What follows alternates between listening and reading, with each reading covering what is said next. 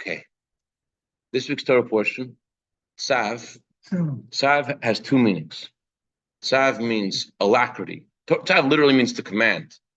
But when the Torah uses the word commandment, the Talmud says it means Hashem wants to encourage us to immediately be excited, and also in future generations that they should also continue whatever Hashem has commanded.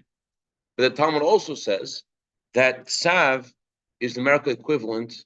Tzav is about idolatry. Tzav is about idolatry. So how is Tzav about idolatry? Is it about serving Hashem, the alacrity, or is it about idolatry? So the word Tzav is numerical equivalent to the words Kael Adnai. Adnai, the two names of Hashem. Kael is 31, and Adnai is 65. Together they equal Tzav, which is 96. So the names Adnai and Kael are about Hashem's light being limited and contracted until it descends into the various things in this world. Kael Adnai are names of Hashem that contract His light, that hide His light. So in the divine source of things, Kael Adnai are holy names of Hashem. But what happens is because Hashem's light gets concealed and hidden, that can lead a person to make a mistake and think there's some other force besides Hashem. So the purpose of why there is idolatry in the world is only in order that there should be teshuvah. The Jew should return to Hashem. When a Jew returns to Hashem, then Hashem listens to him in a way that's even beyond the way Hashem listens to a tzaddik. It says that when a tzaddik makes a decree, Hashem fulfills the decree of a tzaddik. And even if Hashem has made a decree, the tzaddik can nullify the decree. And every Jew is called a tzaddik. But when a person returns to Hashem after making a mistake, then he's in the level of a Baal Tshuva. And a Baal Tshuva, someone who returns to Hashem, is even greater than a tzaddik. He has a power with his decisions, with his requests of Hashem, to cause incredible things to happen.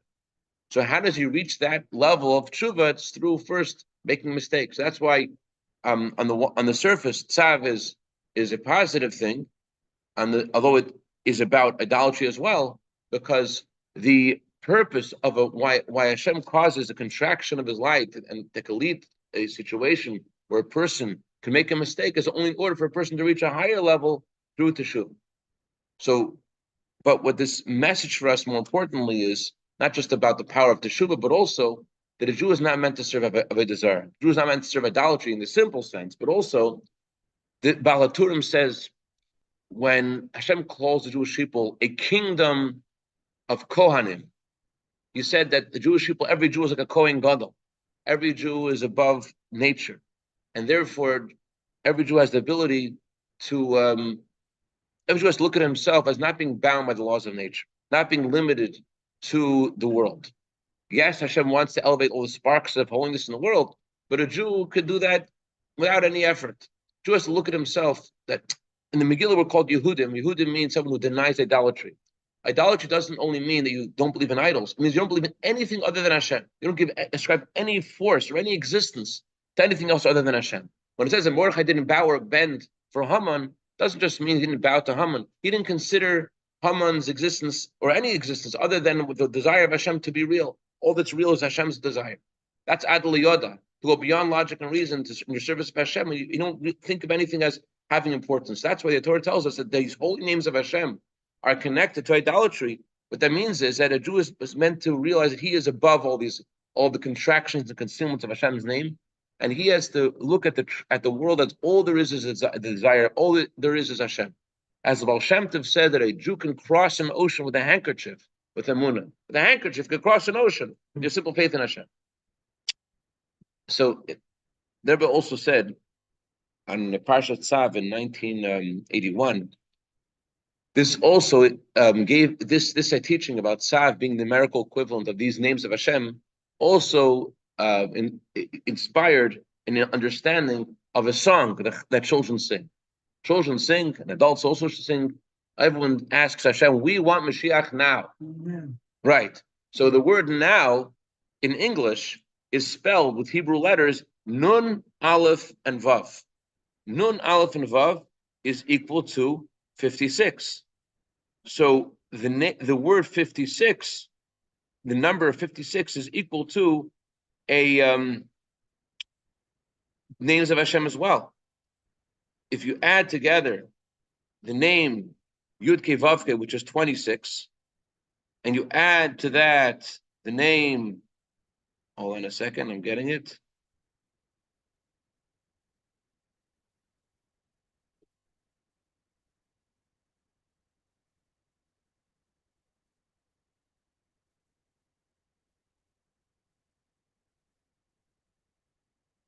The name's Kael Havaya.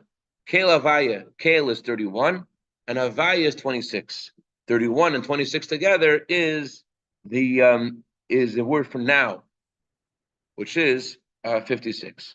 So the word in Hebrew that these two names of Hashem equal to now has also a deep spiritual significance.